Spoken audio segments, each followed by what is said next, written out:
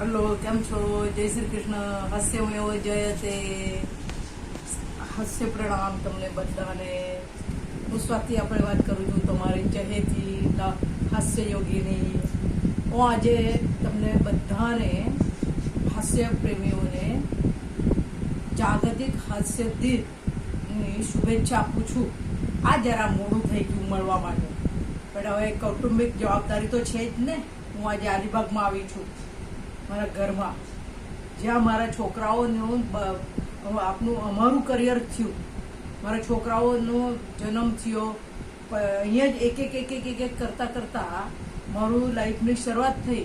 હવે આ પડાવે આવી ચૂકી છું કે હું દાદી છું, નાની છું. કેટલાક જણાની હું નાની છું, દાદી છું, આજી છું, માસી છું. માસી બા કહે છે, કોઈ મને દાદી માં કહે છે, કાકી માં કહે છે. એટલે આજે ઉલટ મારું હું ભાગ્ય સમજુ કે 5 જાગતિક હાસ્ય દિનની હું મારા ઘરમાં છું. નાના એવા પ્રસંગો છે ને અહીંયા, સુખના છે, દુઃખના છે, પણ હું હસતા નિભાવી લીધા ને આજે હું ખૂબ મજામાં છું. અમારા અહીંયા મારી દીકરી, મારી વહુ, મારી છોકરો, પછી મારા જમાઈ, બીજી મારી દીકરી છે મોટી જમાઈ, મોટી દીકરી, મોટા જમાઈ પોતપોતાની ફરજ બજાવી રહેલા છે. ને હવે હું ને મારા ઘરવાળા એટલે મારા સુનિલભાઈ રે તમારા સુનિલભાઈ, ખબર પડી કે એ અમારે લાઈફમાં દાદા દાદી, નાના નાનીની ફરજ બજાવી રહેલા છીએ. તો જાગતિક હાસ્ય દિનની તમને બધાને શુભેચ્છા. આ રમકડા જો છો ને, આ રમકડા એ મારા છોકરાઓના નાનપણમાં છે. આ ઢીંગલો છે ને આ ઢીંગલી છે. એ વખતે આ છે ને મેં 1200 રૂપિયાની ને પેલી કઈ હતા, એટલે મને લાગે ટોટલ 3000 ના લીધા હતા. હપ્તાથી લીધા હતા. મેં 50 રૂપિયા હપ્તા આપેલો દર મહિને, એવી રીતે આ લીધા હતા મેં. ને આજે મારા છોકરાઓની પરિસ્થિતિ એવી છે કે એ ઘરમાં હવે એટલા બધા રમકડા છે કે એ અગણિત રમકડા છે અમારા ઘરમાં. હું પોતે મારા છોકરાઓને ટ્રેન કર્યા છે, એ પોતે મહેનત કરી રહેલા છે. અમે લોકો એટલે આપણે કહીએ ને, આ બધું કહેવાનું તાત્પર્ય શા માટે છે તમને, જેવું તમે બી પરોવો એવી રીતે જ એને ખત પાણી આપો, એ પ્રમાણે તમારું વૃક્ષ જે છે ને એ સંસ્કારી બને. ખબર પડી કે એટલે હું તમારી જોડે વાત કરું છું આ બધી, કે આપણે જે રીતે આપણું એને બી પહેરવાનું, એને પાણી આપવાનું, ખત આપવાનું, એવી રીતે આપણા છોકરાઓને આપણે સંસ્કારનું ફરજ બજાવવાનું, એવું આપવાનો સંસ્કાર.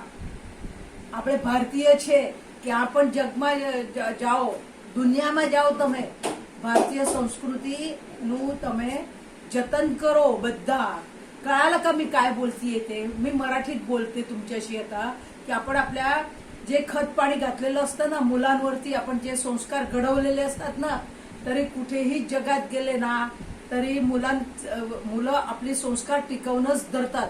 आणि आता असं म्हणतायत ही शेवटची पिढी नाही. तुम्ही जर संस्कार चांगले घडवले ना तर ही आपली म्हणजे आमची पिढी ही जी आत्ताची आहे ना, ही शेवटची पिढी नाही. ते लोक पण त्यांच्या मुलांना तेच संस्कार देणार. म्हणून सारखं बोलू नका शेवटची पिढी आहे नाही. दर पिढीला नवीनच पिढी असते आणि संस्कार आपले भारतीय कुठल्याही जगातले संस्कार ना चांगलेच असतात. आपण काय घ्यायचं ते आपण ठरवायचं, बरं का? तर आपण एक याचं हास्य होऊन जाऊ द्या.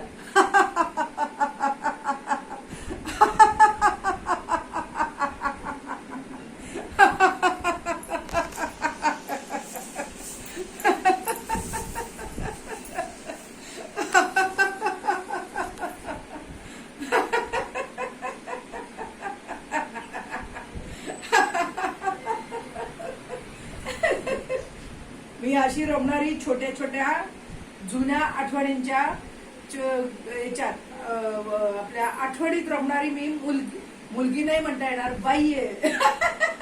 आजीबा दादीबा છું. આ દાદીબા હાસ્ય ગણો, જે બોલવું હોય પણ હસતા રહો, હસાતા રહો. Laughter is the best medicine in the world. 1, 2, 3, 4. Laughter is the best. India is the best. East and west. Laughter is the best. જય શ્રી કૃષ્ણ. ધન્યવાદ તમને. આ મારું યુટ્યુબ ચેનલ સબસ્ક્રાઇબ કરો, બેલ આઇકોન દબાવો ને તમે તમારી કોમેન્ટ્સ આપો મને ને શેર કરો તમારા દોસ્તોને સાથે. હસતે રહો, હસાતે રહો, હસતે રહો, હસાતે રહો. જય ભારત, જય માતા દી, જય શ્રી કૃષ્ણ.